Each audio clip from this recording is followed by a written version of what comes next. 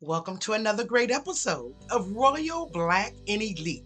This month we celebrate Black History Month, but we also celebrate the month of love, Valentine's Day. So today I'm going to cover a story of love. I'm Lady TrenettWilson, and I want to say thank you. You all, we have reached 70,000 views here on Royal Black and Elite, and I want to thank you all for liking, sharing, and subscribing. I couldn't do it without you. So now let's talk about this love. I wanted to cover the story today of Iman and David Bowie. With a combined wealth of $330 million at the time of his passing, I thought this would be a great story to cover. They were really a power couple back in 1990s, in the 1990s. Now it's alleged that they were set up by his hairdresser, and he had a little birthday dinner, and they both arrived. Now he said that one of them, David, arrived in all white leather pants, white leather jacket, and Iman arrived sporting all black leather from head to toe. And she just stole the whole room, stole his heart, and they were together from the moment they laid eyes on one another. He actually asked her to marry him that night. And she said no because they needed to meet each other's family, but they were sure that they were in love with each other. So he took the stunning model on a trip out to the Adriatic Sea on his yacht, and he proposed. It's reported he gave her a 15 carat ring, and then he gave her another ring, which they both chose later on, which was a yellow canary diamond ring, which was 14 carats. The two were wed on April the 24th, 1992, at Lausanne City Hall in Switzerland. After marrying him on, he reportedly stopped drinking. He changed his life, and he really dedicated his entire life to his wife and family. The two share a daughter named Lexi, who was born in 2000. Recently, Lexi actually went live during the pandemic because she said she hadn't seen her mom in such a long time. So the pandemic kept each people away from the ones that they loved. Now, before we knew them as this power couple that emerged in the 90s and who did wonderful charitable work and helped the community, we know that they also had two very powerful careers before they came together. So, Iman was a very famous model, born July 25th, 1955. Her original name when she was born was named Zara.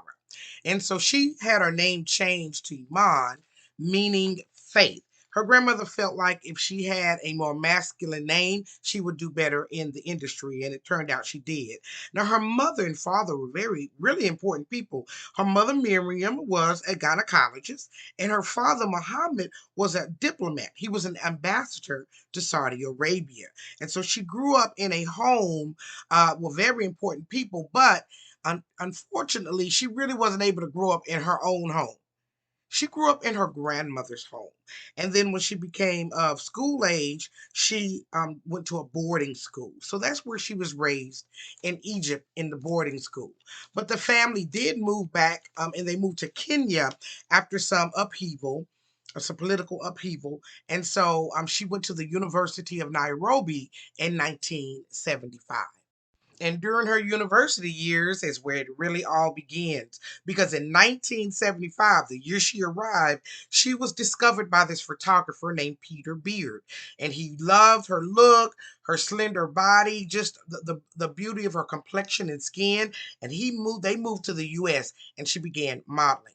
Within a year in 1976, she was already literally in vogue, and she walked the runways of some of the largest fashion houses in the world. So, from magazine covers to modeling, she was many of the greatest designers' muse. They say she was their muse.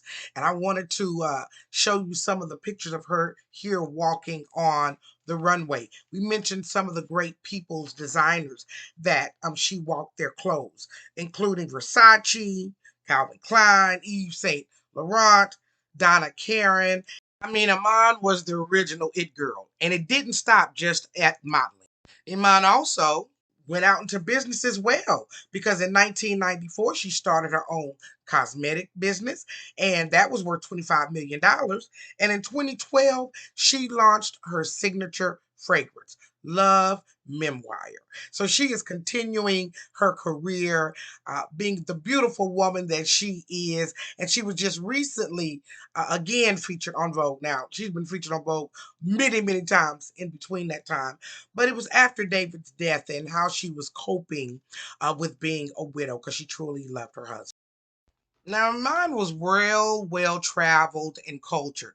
So I could see how she can get into a guy like David Bowie. I mean, at the time, he was at the top of his game. Now, her husband was born January 8th, 1947, and unfortunately, he passed of liver cancer January 10th, 2016. But he was born David Robert Jones. He began his music career as a musician back in like 1963, but he really didn't kind of pick up speed until around 1969 with his hit song Space Odyssey. Then in 1972, he reemerged as another David Bowie, and he said his alter ego was called Ziggy Stardust. So in 1975, David changed his sound yet again to cross into the American music market, and he had a number one single called Fame.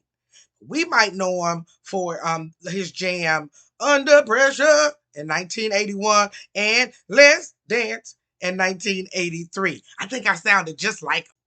Now, Iman was David's second wife, but there was a lot of rumors during that time about his sexuality.